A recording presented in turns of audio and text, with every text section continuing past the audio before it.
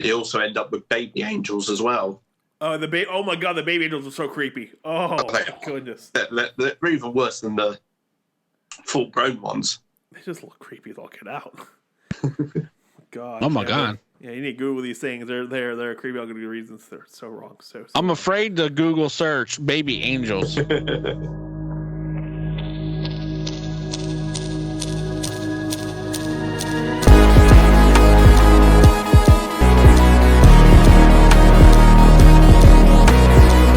Welcome again to this episode of Zero to Hero. I hope all you grid travelers have found the right podcast to listen to.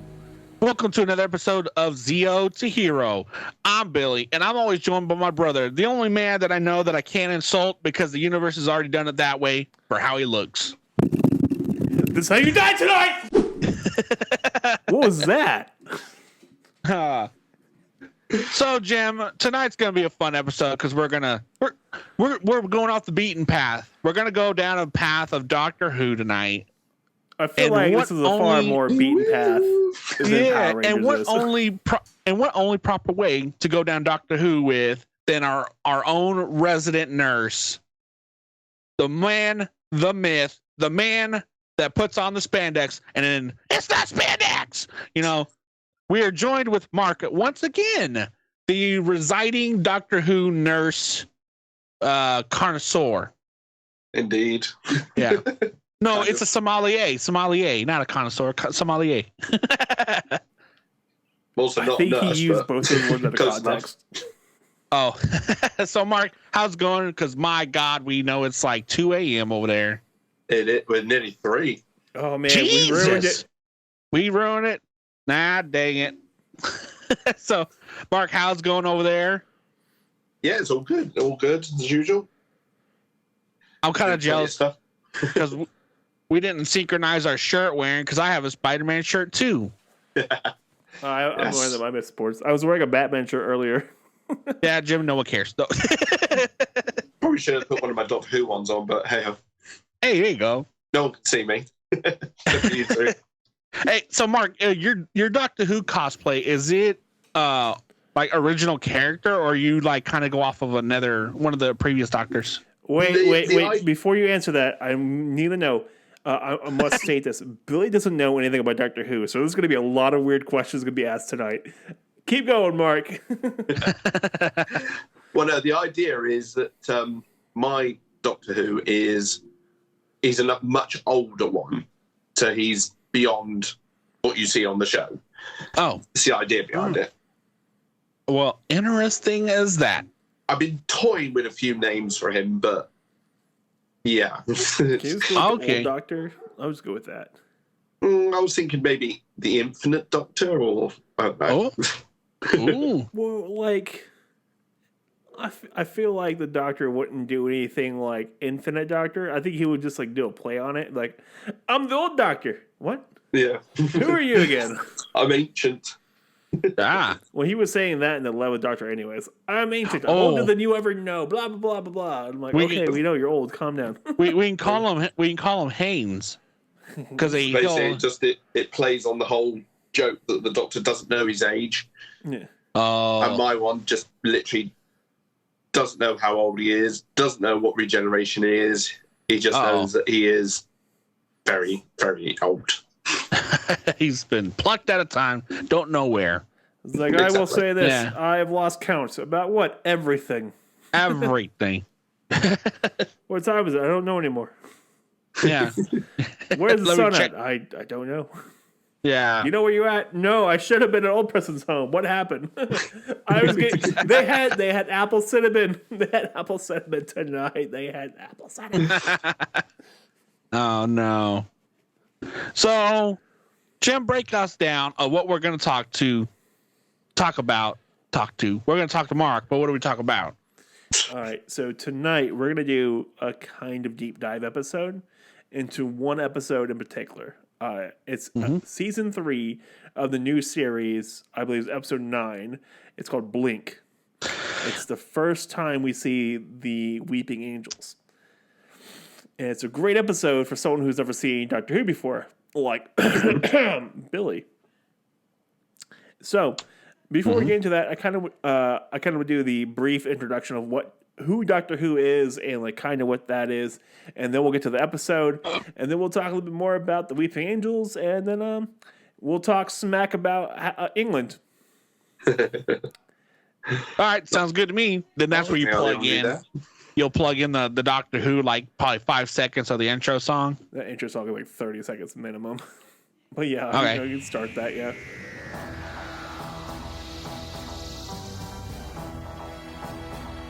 So, Mark, as for people that listen to us, they probably don't know about Doctor Who. So would you like to graciously... No, I can't do it. Okay. Would you like to racistly tell us all about would you like to racistly tell us? Can you give our listeners, since you are the resident Doctor Who fan, besides for Ben, but we want you to come on because, you give us less technical problems. Exactly, yeah. Can you give a brief explanation of who the Doctor, or what Doctor Who is? Just real quick, 30 seconds or less, go. Right, well, it's basically you already ruined it. You know what? I'll give you an extra 2 or 3 minutes. Keep going. Well, it's basically a sci-fi series over here. It's been running for nearly 60 years. Started off in 1963. And it did have a brief hiatus between 1989 and 2005 with a brief little mini movie in the middle in 96. Made in America. Yeah. It's about a time-traveling alien who can change his body shape and look like different people. He's had, 13, 14 regenerations now. But at the time of that episode, it was only on 10. Been played by multiple actors. So it'll be 11th, right? It'll be 11th technically, right? Yeah. That's the one thing with Doctor Who is they retcon a lot of things. Yeah, they invent things after events have happened, and it gets into a heck of a continuity confusion. Like a big ball of timey-wimey stuff. Yeah, but I think that's the way we all love it, to be honest. And it comes up with a lot of fan theories as well about what's going on. And I think that's what they actually like to do, is they like the fans to fill in the gaps, which makes it more interesting then as well. Oh, that's interesting that they encourage that. Because most of the time, like series they won't even pay no attention, but then the fans just get so what do they call it? Invested. So invested, and then they gatekeep. They gatekeep theories and stuff. And well, no, that's not what that is. Gatekeeping means that you can't be involved with something else. Like they make it where it's almost impossible to get involved with the new. New people can't join in. Well, the Doctor Who fandom is pretty open about letting people come join in on the fun because they could be anywhere, anything. This is Doctor Who. Exactly. Yeah. Also, I'm pretty sure like David Moffat's been really happy with fans creating new things because he's ran out of story ideas. That's the guy who writes for Doctor Who. That's the lead writer. And you mean Russell T Davies? Russell T Davies. Moffat's the director, right? Well, Stephen Moffat was a writer for. He was a writer for a while, and and then he became the head writer. Yeah, he's a head writer. Yeah. But he was actually the one that created, funny enough, the Weeping Angels. It's a newly original idea for the new series, and they are terrifying. And we're going to get into that here in a minute. Well, I tell you, my favorite thing about the Doctor is always just how different each season, like each Doctor is, and so you learn, like you learn to appreciate a different Doctor each time. Like there's a huge amount of the fandom who hates Peter Capaldi because he's not Matt Smith. And like there's a whole bunch of them who hate Matt Smith because he's not David Tennant. I personally think Eccleston's one of the best Doctors we ever had, but that's just me. To be honest, it does seem to be a thing with the Doctor Who fandom is when a new one comes in, 9 times out of 10, the fans hate them. Then they start to grow to like them. And then when they leave, they wish they hadn't left. You know who we need as a doctor? Right. We need Idris Elba to come through as a doctor. Oh my God! Oh, come on, that would be so much fun. I would so want that. Like, and then make a lot of references to Pacific Rim. No. I wanted to make a lot of references to Marvel and be like, I'm pretty sure there's someone called Heimdall around here. Talk about Marvel. I think one of the rumors was when they were selecting a new Doctor before Jodie Whittaker became the Doctor, was rumored to be the one that plays Peggy Carter. Yeah. Oh, that would have been good. Yeah, she's really good. Yeah, but I don't think they can afford her. Probably not. No, like she got Agent Carter, man. Like she ain't going for a Doctor. Didn't they just release a new Doctor like in progress? Yeah. Shuti Gatwa. I think I pronounced that right.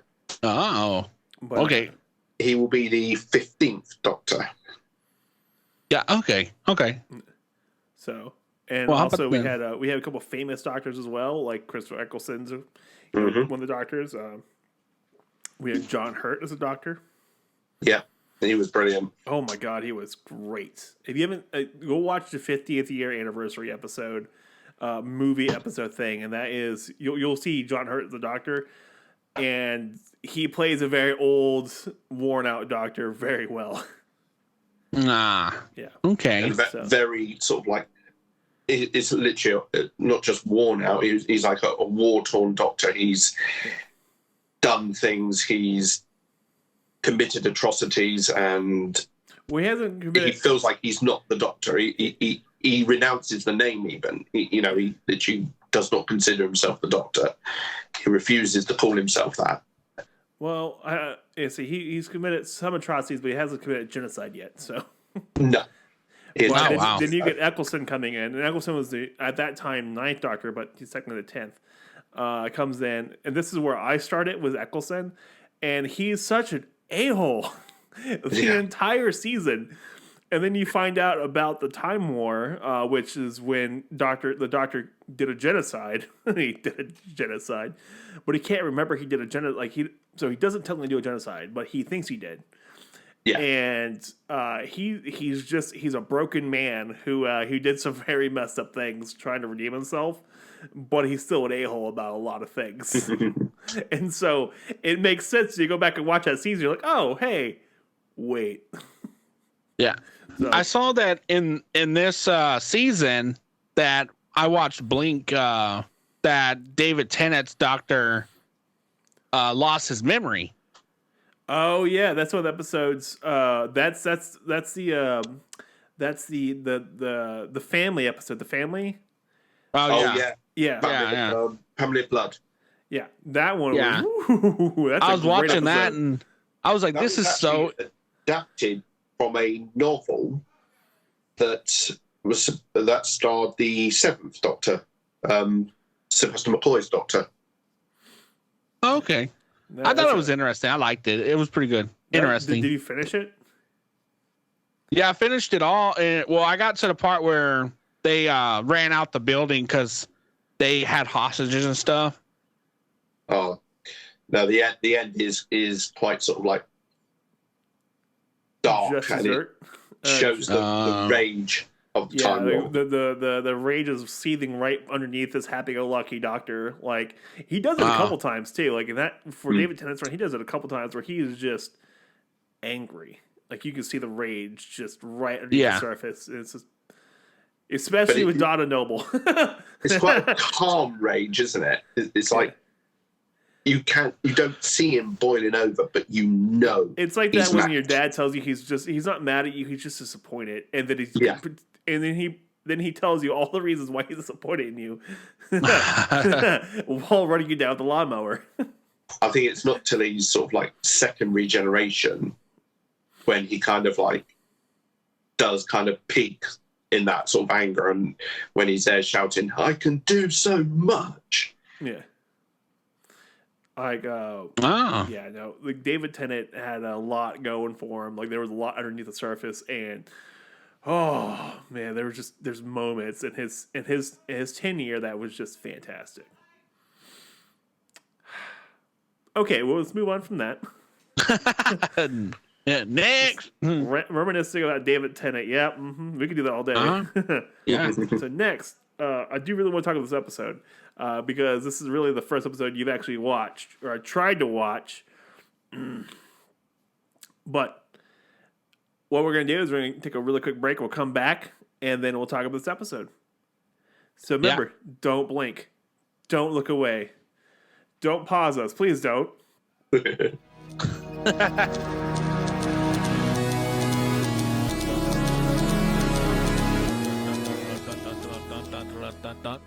one corner, we have story time with Cosplay Dude 637. In the other corner, we have Power Ranger Universe 19. They're going to go head-to-head this weekend in the Thunderdome. If you want to have your tickets now, pick them up tomorrow morning at shop.zeotohero.com or watch it on Zeo to Hero's YouTube channel if you can find it. Or you can just listen to the show where you normally find your podcast, like Spotify, Apple Podcast, and, if you're weird about it, Google Podcast.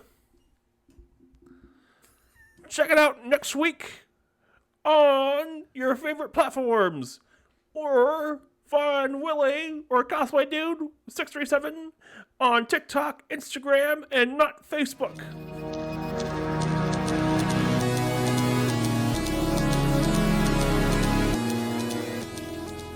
Welcome back from that commercial.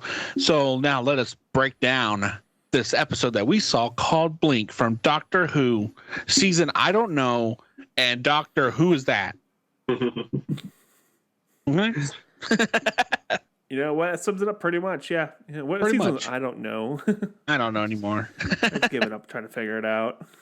Depends how you look at it. Season 3 or season 30 odd, I think. Oh God. Yeah. No. It's almost there's more seasons of Doctor Who than there is technically of The Simpsons. Mm-hmm. Oh wow. God dang. Because The Simpsons started the year that Doctor Who took its first hiatus.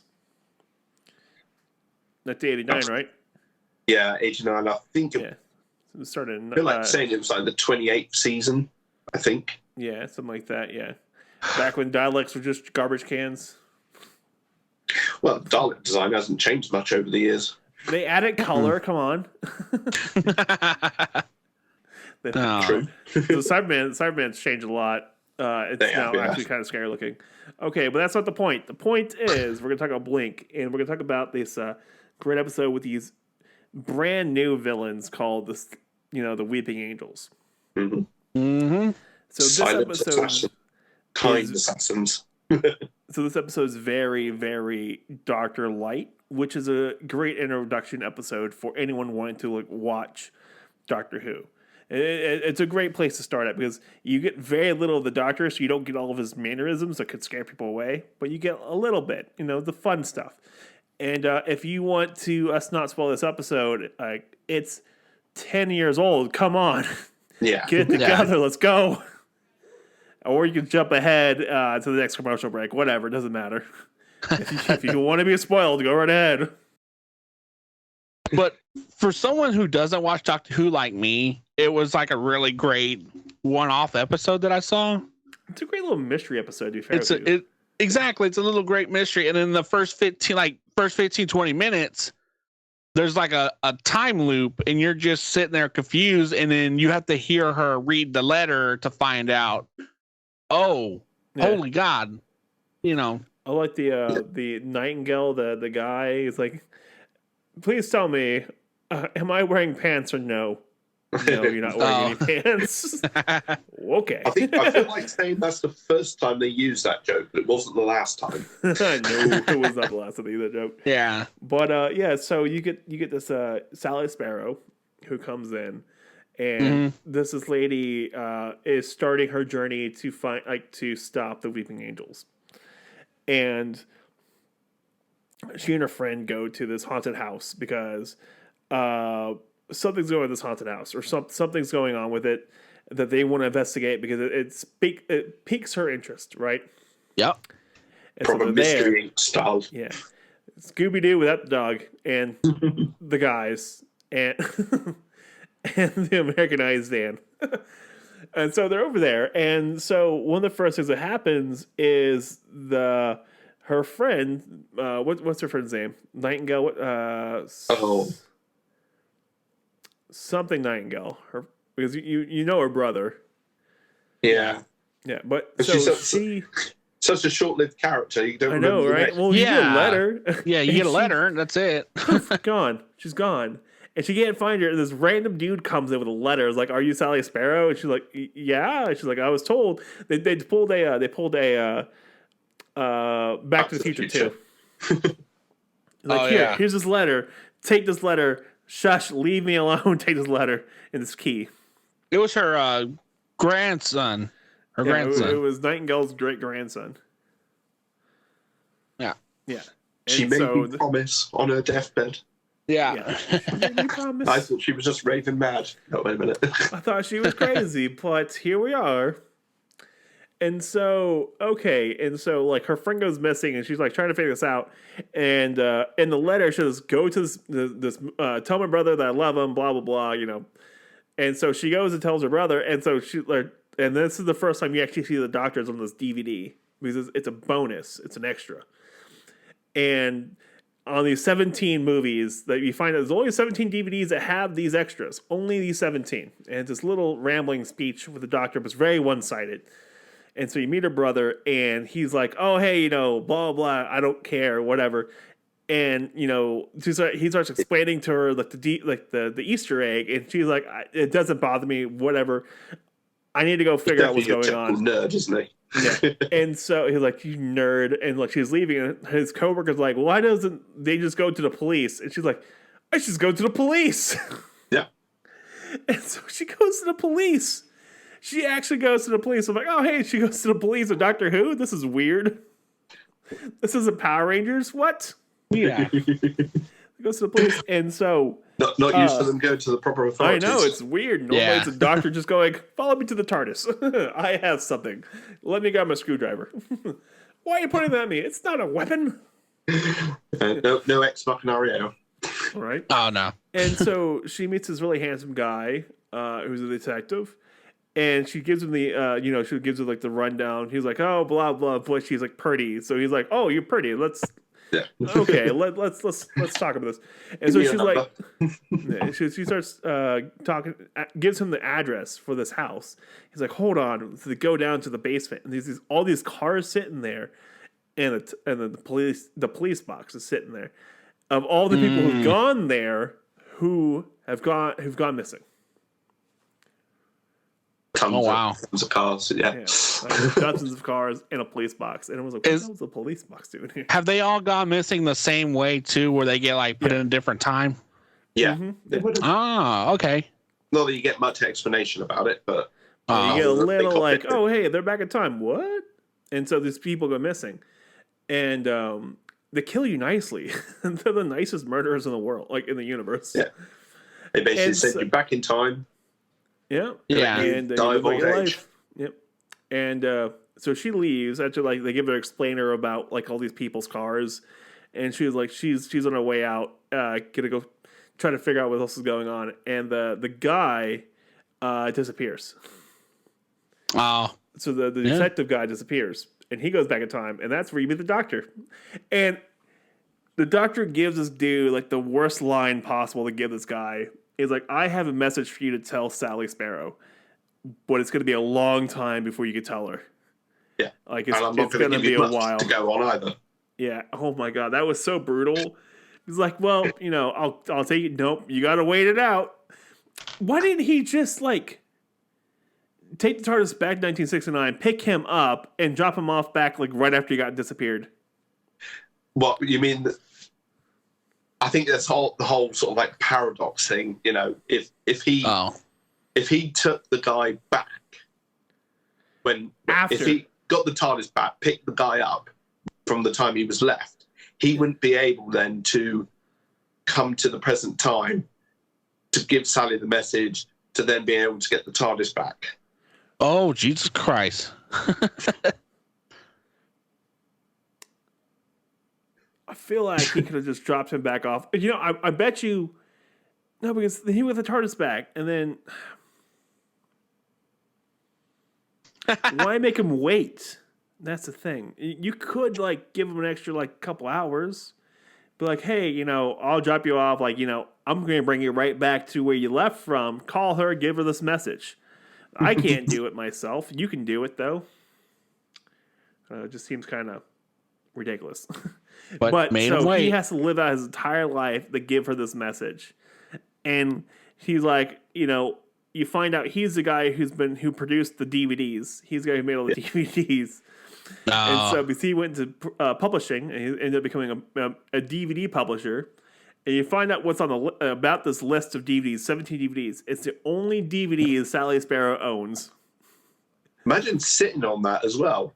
Yeah. I mean, oh wow! When you go through quite a lot, because you have VHS and that other one, which I can't remember what it was called. Laserdisc. No. But back when VHS first came out, there was another type of cassette, wasn't there?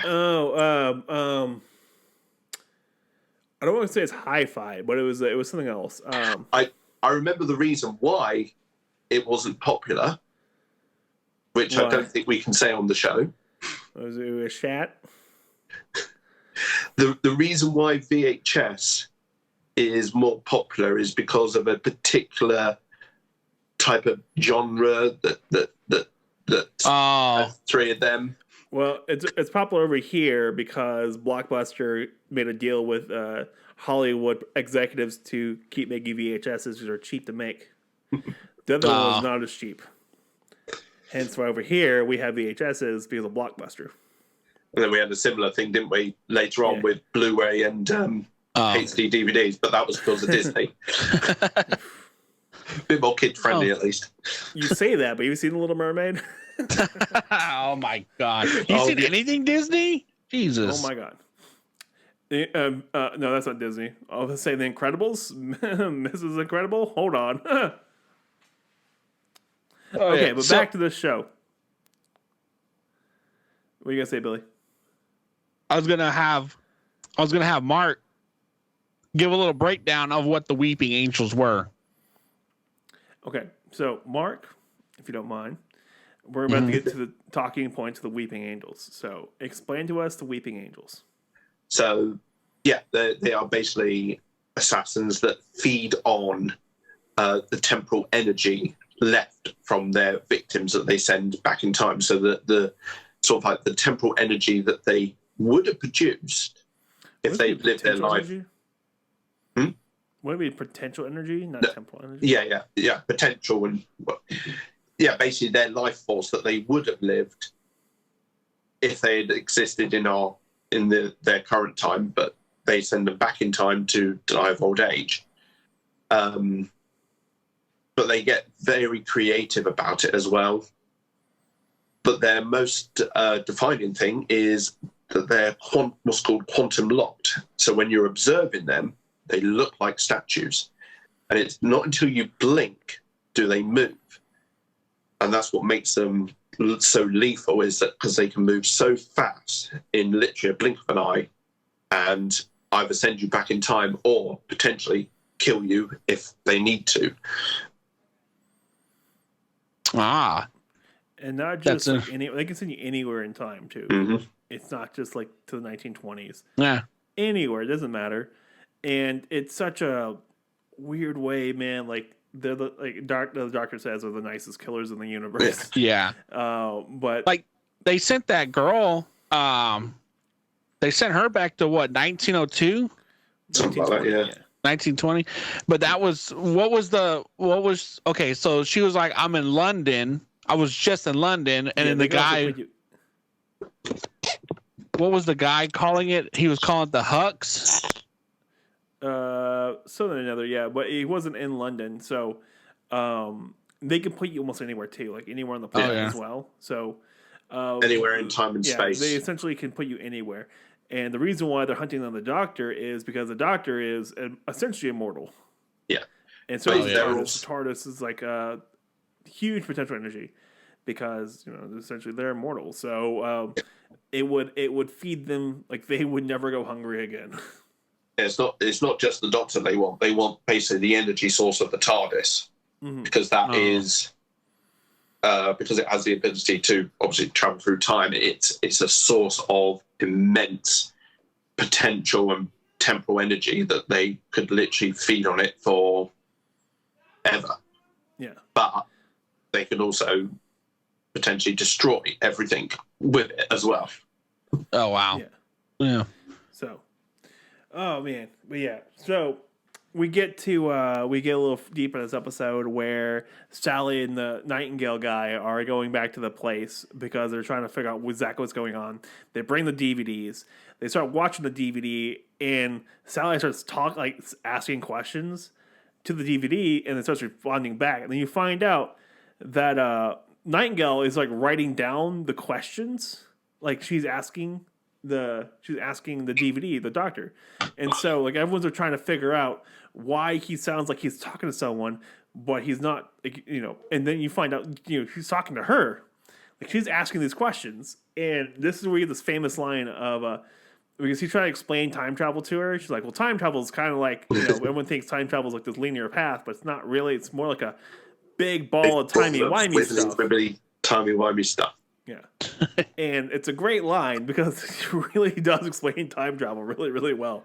There's no linear path in it at all, unless you go into the primer. The primer is a whole different story that's going to make Billy fall asleep really quickly. That's a weird loop. But so we have the transcript now, and he even says well, I don't know what else is happening. I've ran out of the transcript. So at that point, they look up. They're being chased, and there's an angel. And so up to this point, this whole episode, you've been seeing the statues move around. People will look, Sally will look at them and then look away and look back, and they're gone. This whole episode they've been doing this, and so now you see one actually do it. It's right in their face, and you can't look away. You can't look away. You can't, and you get the don't blink, don't ever don't look away. You will die. And then he moves his head, and he moves his head, turns back, and she's in his face, and it's It's a really good jump scare. To be fair, it's a really solid one. And Doctor Who doesn't do scary stuff normally. That was a solid jump scare. I think that was the idea of the whole episode as well. I think Moffat was quite a fan of jump scares, and that's why he came up with the idea of the weeping angels, because they will literally be in one position 1 minute, and then it's a sudden switch of the camera for us, and it's then into a different position. And I think he also tried to actually involve the viewer as well sometimes, because I think the way he sort of planned it is that you notice that sometimes the statues are standing still when there's no one looking at them, but we were the ones that are actually looking at them because we're watching them through the camera. Oh my God! What is it? The scene? It's the one where she's in the police station and she's looking out the window, and you've got the two angels on the building opposite. Then she blinks and the angels move. And also, remember, we see her blink. We don't see we're not looking at the angels when she blinks. We watch at her when he. And same with Nightingale guy. We're looking at him blink, and then going back and looking at the angel because it's following how they're looking at it. We don't actually ever see the angels actually move. No, it's the exact same concept for us as well because we're observing it as well. And there's a whole other thing down the road we'll get to in a minute about how angels make more angels.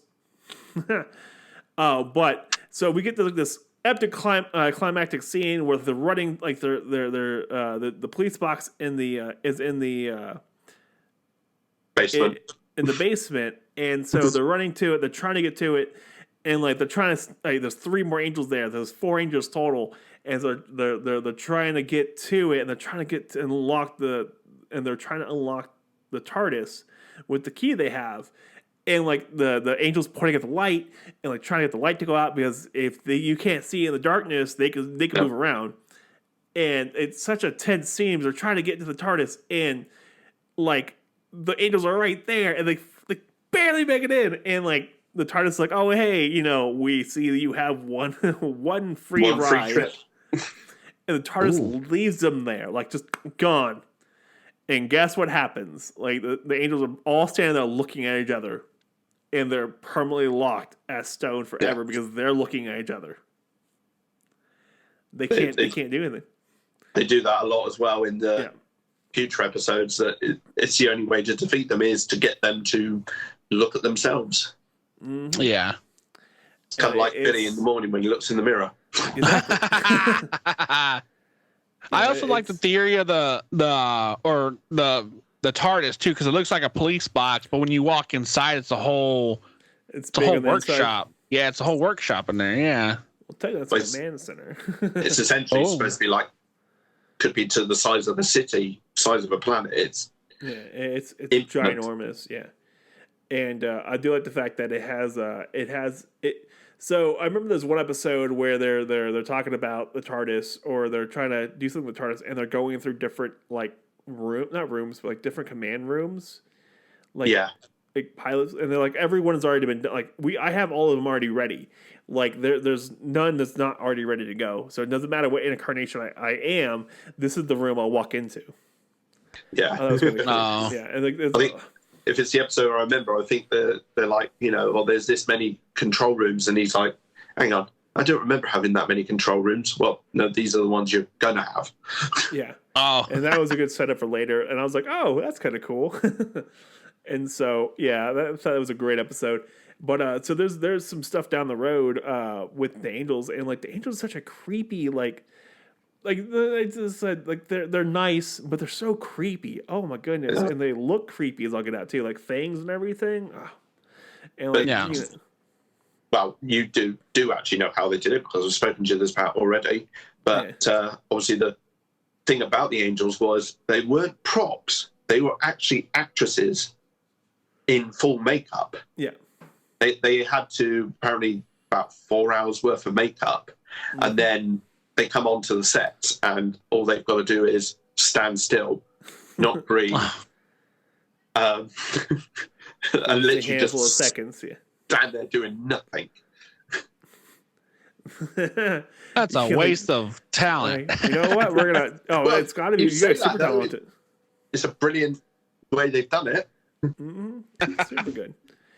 Oh my goodness! And So theoretically, we could play really good dead bodies because we sleep all the time. Technically, no. If you got sleep apnea, you got a good tall 20 seconds. Yeah. Okay. 20 seconds is a lot of screen time. But yeah, saying though about the jump scares, another behind the scene thing. Apparently, there was a different ending for that episode. What? Okay, what will that ending be? I want to know now. Well, obviously, as we know, the ending of it was a year later. Sally and the bloke saw the doctor come running past, and she handed him the script. So this was sort of like setting it up for him. So this was a doctor that was prior to being stuck in the 90s, the 60s. And David always did the I have something yeah. The way he does that is brilliant. Oh my god! I get and then it just goes into that montage of all the statues around London. I'm guessing they are. But one of the ideas was that Sally was supposed to go into the shop, followed by the boyfriend, and he was supposed to be greeted by an angel that had just sent Sally to the past. He discovered a painting on his work surface of Sally that had been done, obviously, from when she was sent into the past. It was supposed to be like, the one final jump scare of it. It's like, that would have been like that would have been a bad move, man. Like that would have been too depressing. Like she just got released from this, and like she just made amends, like not amends, but she just found her release from it, and then held his hand. And was like, yeah, we're gonna finally do this. Yeah, we're gonna finally set this up right. And like gone. Oh my god, no. No. Well, to be fair, that's freaking how Amy went, right? Yeah. She Amy and Rory went like that. Yeah, because Rory read his own grave, which then set him up to go into the past, and then Amy was like, right, no, I need to be with him. That was so wrong. Oh my goodness, that's a wrong way to go out. So, but yeah, no, they've used the angels for a lot of moments like that where they need someone gone. They use them a lot, and that was a rough moment because I liked Amy. Amy was fun. I liked Rory. I loved Rory, and Rory was he was the guy. He was the waiting centurion. Yeah. He waited for how many 2,000 years, something like that. He waited. Something like that, yeah. Yeah. Wow. Well, knew when the universe was rebooted or not? Yeah. Oh my god. Oh man. Doctor Who there's especially the Matt Smith era. There are so many twists and turns about rebooting the universe, and there was the whole silly man be at my wedding, where the Doctor was erased from the universe and had to pop back into it. Yeah, and there's actually there's a really good angel episode where you find out if there's a video of an angel looking at you. It can make you into an angel. Can't remember the name, but yeah. One of the ones with River Song in it as well. Episode. And so that's how they gain more ranks. They'll change people to angels just by looking at them through a videotape or security camera or something like that. If you're looking at through something else, they can change you into an angel. Oh, that's interesting. Yeah, it's really creepy. That's a thickening of the plot. You also end up with baby angels as well. Oh my god, the baby angels are so creepy. Oh my goodness. They're even worse than the full-grown ones. They just look creepy as all get out. God. Oh my god. Yeah, you need to Google these things. They're creepy all good reasons. They're so wrong. So I'm afraid to Google search baby angels. Baby weeping angels and just look that up. Yeah. Don't worry, baby angels will just give you all that weird stuff. Yeah. But yeah, no, the angels are just a really, really, really well done villain. It's not even a villain of the week, it's a really good villain. And I remember right, they were only used once. They were supposed to be a villain of the week. They weren't supposed to pop back up. But they're like, hey, these are fantastic. And so they kept popping back up all over the place. They do, yeah. Yeah. Was it a good couple of episodes? They also appeared in the audio dramas with Big Finish. Although I feel like it was a bit difficult for them to do with it because they kind of had the sound effects, but it wasn't as much of an impact. Oh yeah, they're a visual enemy. You have you had to see them. So it's hard to write that into a story. You have to imagine. So it's same concept with anything that's invisible. It's hard to write it, write a concept for it. Right now, I'm in the middle of a book right now that has invisible stuff, but they light, it looks like light, so you can they can describe it as they're doing it, and then it's gone. You say about writing for things that are invisible. Yeah. One person that's good at that is Douglas Adams. he wrote a Doctor Who.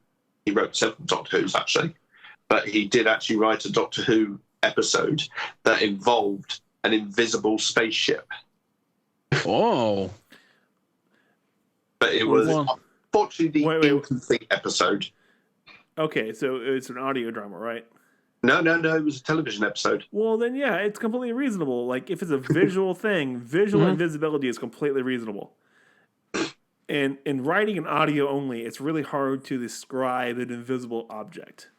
Oh. Very hard to describe a lot of things, as I've found out. Yeah, that's true, yeah. Yeah, that's hard to do. Oh, man. Oh. But yeah. No, yeah. So I like watching this episode. I like the theory of these angels that, you had to basically keep an eye on them or they'll snatch you up and leave any you. good woman. Yeah, that's true. Yeah, that's and like true. I say, essentially it involved us as well. I mean, that's been the whole thing with Doctor Who for years is that the viewer is technically a companion as well on these adventures.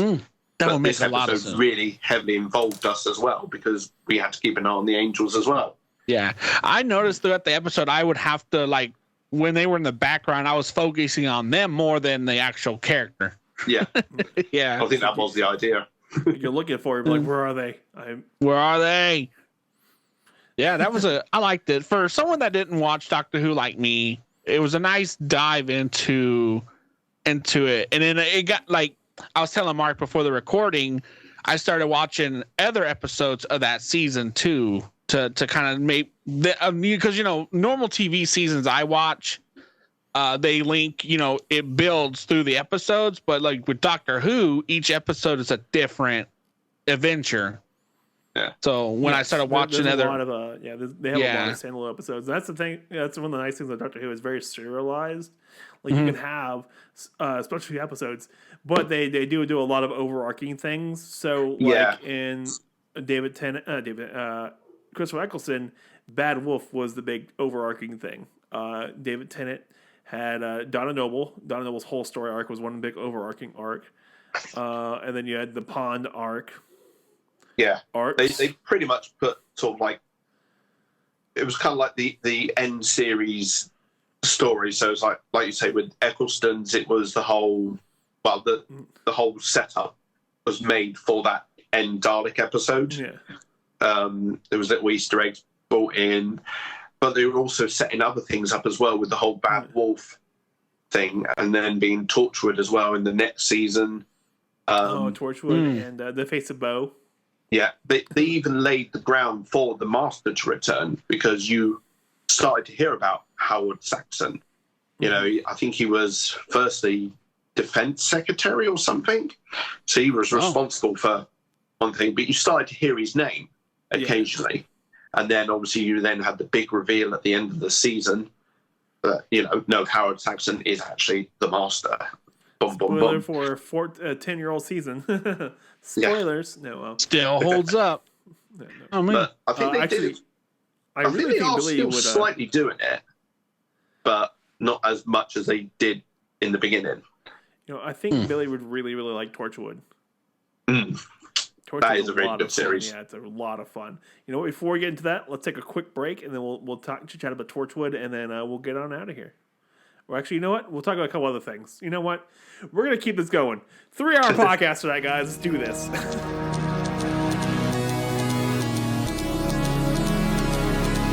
Has Divatox ever told you that your helmet is not shiny? Do you think the other Divatox from the TV show says that there's too many scuff marks and it looks nasty?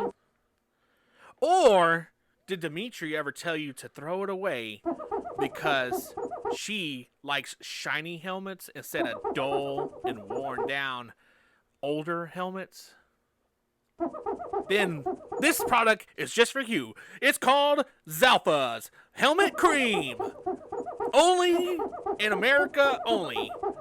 You apply one time with the microfiber rag and get in counterclockwise motions. But wait! If you buy today, you'll get 2 bottles of Zalfa's Helmet Cream.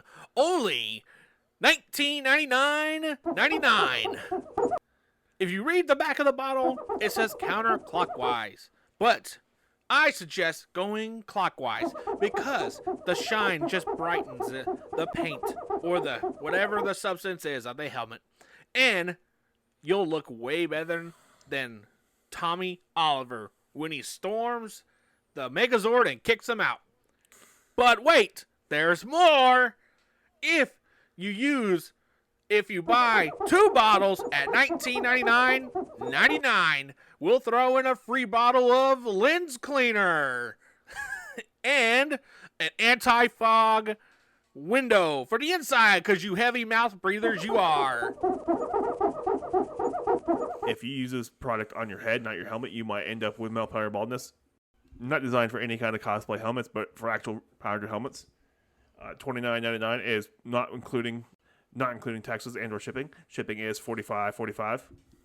Any other questions? Make sure you reach out to Zalfa Helmet Creamer at zalfahelmetcreamer.com.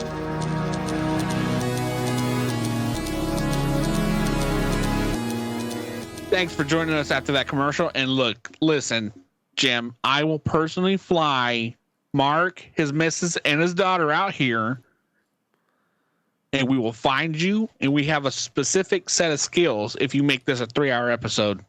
Okay. I'm so scared. I'm so. The little one will come after you, like the baby angels. Yeah. God, Oh, yeah. There you go. Yeah. don't bring them in. Don't bring them into this. Don't Don't. blink. Like, we were having an adult conversation. You brought them into this. Now we're having a childish one. Hey, think. So theoretically speaking, the angels would be red light, green light masters. Yes, they would. Okay. See. Theoretically speaking, yes. Theoretically. Okay. All right, Billy, you need to watch Torchwood. You gotta watch Torchwood. it. Well, So you it's link it to me. I will. So it's a very it's a Doctor Who-esque series. So they do Doctor Who-esque things, but you're gonna love Jack. Okay. It's a very more adult Doctor side Who. of it. Yeah, they get away with as much as they can on BBC Three. You could look at it in sort of like 3 sections, and you got Torchwood is the adult PG-13, adult 18. Then you got the Sarah Jane Adventures, which is more the PG child sort of like side of it, and then Doctor Who is kind of in the middle, being a PG-13. And Okay. All right. Essentially, yeah. Yeah, if you just link it to me, I'll watch it, or do your thing. It's on the thing. You're good. yeah, Okay. Jack's brilliant. I do like John Barrowman. He's a brilliant actor, and He's a like lot all of the fun. things that they were saying about him that he did wrong in the series. I'm like sitting there thinking, yeah, doesn't surprise anyone that he did that on the show, because he's that much of a joker. Yeah. Oh yeah. I don't know what's going on. I just enjoyed the show. Yeah, Are you gonna tell me that something messed up? kind of. Yeah, it was something that happened. What's that guy's name? Noel Cow. He played Mickey in Doctor Who. Okay. He did something and ended up basically getting cancelled, shall we say.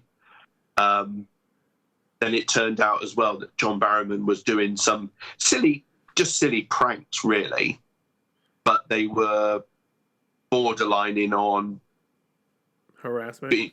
Yeah, basically. Okay. He's apologized for them and that, but he's kind of got cancelled himself by it as well.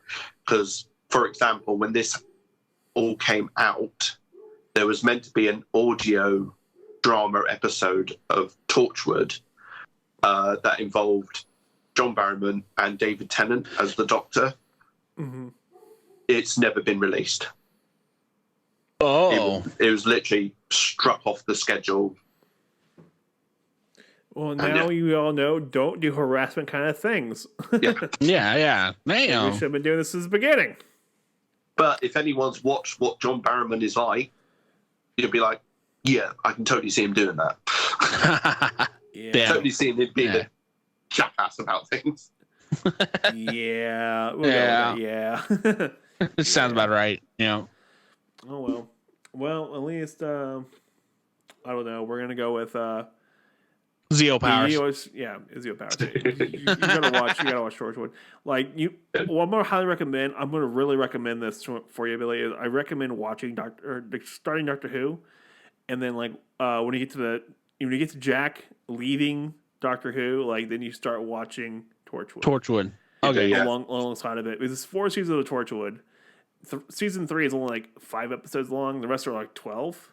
Okay, I think Torchwood technically starts halfway through season 2. No, at the end of season 2, because in season 2, that's when they introduce Torchwood, and then the series Torchwood is set afterwards because they're the only Torchwood that's left. Because Torchwood is supposed to be this big,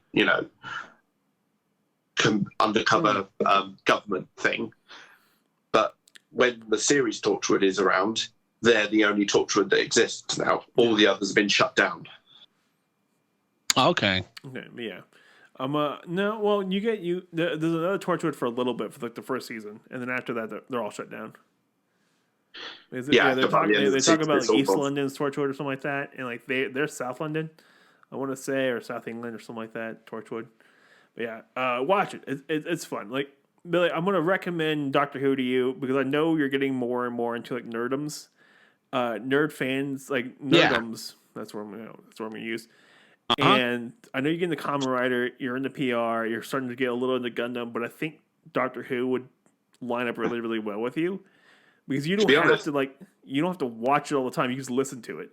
And that's the nice part about Doctor Who is you can listen to most of it and catch what's going on. There's some visual things, but for the most part, you can listen to it. And they do a butt ton of audio dramas, and they're really good. They're really well done. They are, yes. And like I know I've gotten out of Doctor Who recently. Like I stopped with Peter Capaldi, and I really need to get back into it because I heard he turns himself around to his second season, and the last season was pretty fun. So I need to keep watching. I need to catch back up. But I'm going to recommend it to you because I still like it. I still like referencing Doctor Who, and it's still a fun show. Yeah. I got me through some rough times in my life. It's coming up to the 60th as well, and that's going to be a banger, I reckon. Wait, who's David Tennant's coming back for this? And I want to see this. Yeah, I want to see how this goes. So he's coming back as the 14th Doctor. So he's coming back as like okay. So he's regenerating into a new Doctor, but as with an old face. Old face. Okay. Which they kind of actually set up in the 50th, the way back, because a character called the Curator is basically an old version of the Doctor, but he looks like an old version of the Fourth Doctor because he's played by Tom Baker, funny enough. They set that up back then, and they also set up with regenerations. They get a little weird because remember they had the extra hand regeneration. Yeah, but that was counted as a regeneration, apparently. Yeah. Damn. Okay. So yeah, I'm gonna tell you this: when they start talking regenerations, just take it with a large grain of salt. Just be like, okay, yeah, just okie dokie regenerations. That's a thing. Hey, sounds good to me. Okay. Yeah, just it's supposed to be supposed to be 12 regenerations, 13 bodies. Mm-hmm. But the Doctor had one body twice, now 3 times. He's into a new cycle. Yeah, he got we don't know how many he's got. Yeah, he got gifted another cycle, and I don't know. Yeah, we don't know how long that's gonna last. Cool. So we'll see where that goes. Yeah, like I remember watching till we got to the end of Matt Smith, and people were like freaking out about how they're going to continue on the series. Like, they're getting a new series. Like, how are they going to make another Doctor? It's going to be another Doctor entirely? Is it going to be a new person? Like, is it going to no longer be our Doctor? Is it going to be someone else? And yeah. It's like, well, no, he's going to just get some more regenerations. Job done. Yeah. It was an easy win. Just get out of the way, done with. Like, they didn't even try very hard with it. I was like, okay. I'm going to give you this here and now. There is some lazy writing in Doctor Who. There is some lazy writing. But most times it's not. But there's going to be moments you're going to be like, what? We were actually talking about that before the recording, and before you came on, with the whole sonic screwdriver. Because back in the 80s, they destroyed the sonic screwdriver because the writers were getting too lazy. It was like, the Doctor's locked up. How's he going to escape this? Oh, we just pull out the sonic screwdriver. So they actually ripped the sonic screwdriver out, and it didn't really reappear until the 1996 film. Mm-hmm. Oh yeah. And so there's a scene in the 50th anniversary where you find out that the screwdriver is the same screwdriver that he has, and then it regenerates with him. And so the casing changes, internals stay the same. And it's not a weapon. It's not a weapon. Put this down. And then Clara just walks in through the door because it's unlocked. Yeah, because they're idiots. And the Doctor might be brilliant, but he's an idiot. Plain and simple, he's an idiot. No. And so I'm telling you, I feel like you would thoroughly enjoy I feel like you would thoroughly enjoy Doctor Who, and it's a really fun romp. And it's not time travel's not the. It's not the story device you think it is. It's just a means to the story device. That's all it is. Yeah. So don't even try to think that time travel is going to be like, oh, it's going to be a huge part of. No, it's not. No, it's just a means for him to be in a particular location at a particular time. This ain't Prime or a Steins Gate. Dang it, it's not.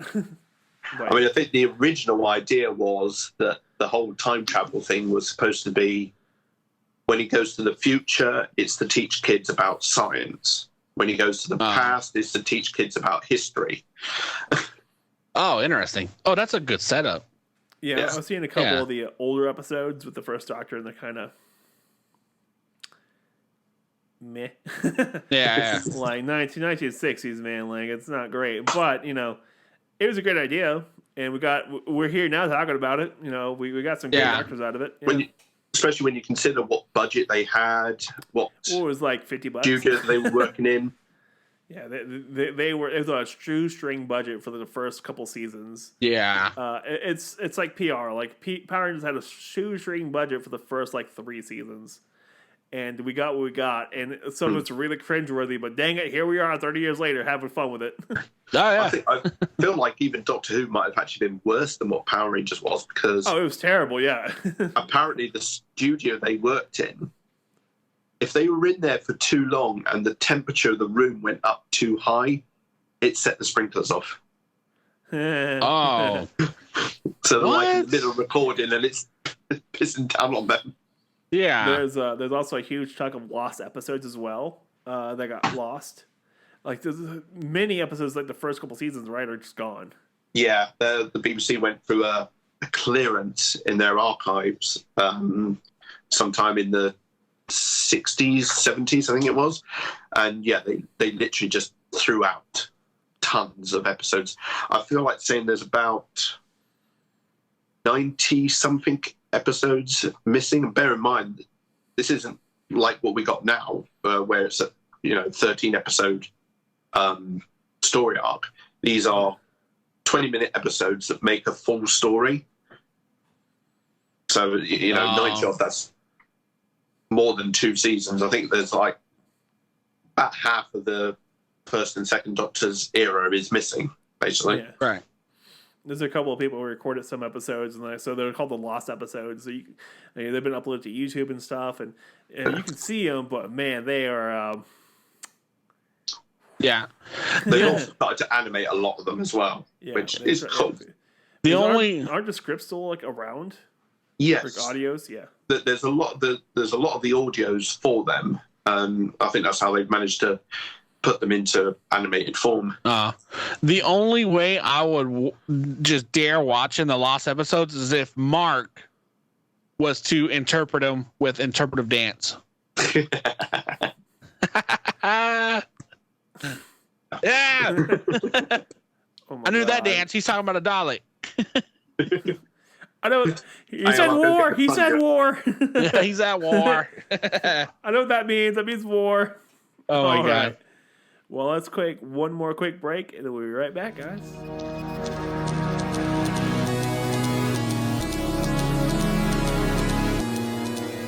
Man, this is a great Digimon podcast. Whoa. What did he just say to us? That is not a Digimon podcast. It's not a Digimon podcast, like Billy said over there. No, this is a Power Rangers podcast. Yeah, Jacob. Power Rangers. That skull. Get it right. Get it right. God. Welcome to Gundam Snips ASMR. Where the only place we can listen in to Jacob snipping plastic. Be prepared for double trouble when he cuts his own finger and calls the EMS of Gundams and gets a large bill in 6 to 8 weeks of $4,000 for going 4 miles that his insurance won't cover. That his insurance will never cover. He has to call the hospital and get an itemized receipt to lower the bill. And then he has to fake his own death to get out of the bill entirely. Cool, keep it together, could you?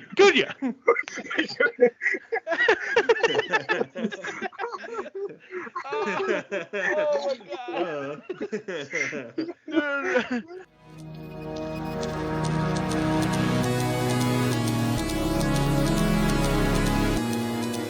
Welcome back to that episode, and thanks again, everyone, for tuning in to the Zeotoheropod podcast with me, Billy, and my numbskull brother, Jim, as we're joined on a time loop adventure with the man behind the voice, Mark. Thanks again, Mark, for joining us tonight, early morning for you. It is. Thanks for talking Doctor Who with us, even though I didn't know much about it, but I absolutely love hearing the backsides of it and the story arcs. Yeah. I mean, I love the show. It's a brilliant show. Yeah. Jim, shut up. So, Mark, if for people listening new to us, where can they find you at to follow you? You can find me on TikTok, YouTube, Instagram, even Twitch under the Red Cornish Ranger. You can also find me on Spotify with the Red Cornish Ranger Presents Nerds Through Comics, which I will be pumping out more episodes of soon. Plus, hopefully going to do my original very soon as well. Okay. And for everyone that does look him up, his podcast, it's not Through, it's Throw. Like THROW, but it was a play on words since he's English. So he's not English. He's a jerk. Plus, I just love you too. Yeah, about it. so yes. So you can always find our show at Zeo to Hero across the board on Instagram, Twitter, Facebook, YouTube. We have a new Facebook group called Not Lightning Collection, and we like to post a lot of random stuff on there. It doesn't have to be Power Rangers related. It says Not Lightning Collection, but so it's always fun to interact with fans. If you're definitely listening to the show, leave a review on Apple Podcasts and give us a 5-star or whatever star you feel like we deserve on Spotify. Yeah. And people need to leave reviews for mine as well. Yeah. Reviews for us too. Yeah. I've only got one, and it's Billy's. I thought I gave you one. Okay, well, I'm going to look and see if I gave you one or not. I let the review because I'm a nice guy to Mark, even though he pokes me all the time. Does he still Facebook poke you? That's wrong. Come on, Mark. Get it together. Remember when Facebook had pokes? Yeah. All right, Jim. What about you? You can find me everywhere at Not So Funny Jim. Such as that, though. It's really about, you can find me everywhere across the board there. And that's about it. I got to end this episode. Good luck, guys. Enjoy yourselves. Have a good night. Thanks for tuning in. Thanks, Mark. Peace out. Now, no worries. Let's go chunk tea bags at Mark.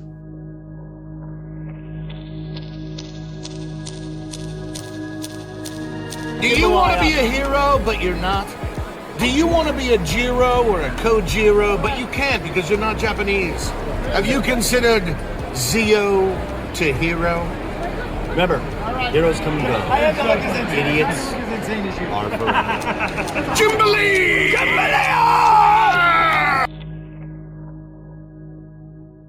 All right, then bring us back in, and you need to be like, we're not doing an hour. Mark's gonna be like, we're not doing an hour, and then I'll be like, we're doing an hour and a half. I can't do an hour. I can't do it. Progressively just get more and more slurred speech. Like, and the thing is, we're gonna. You don't want me to fall off the chair, do you? Because I don't do my own stunts.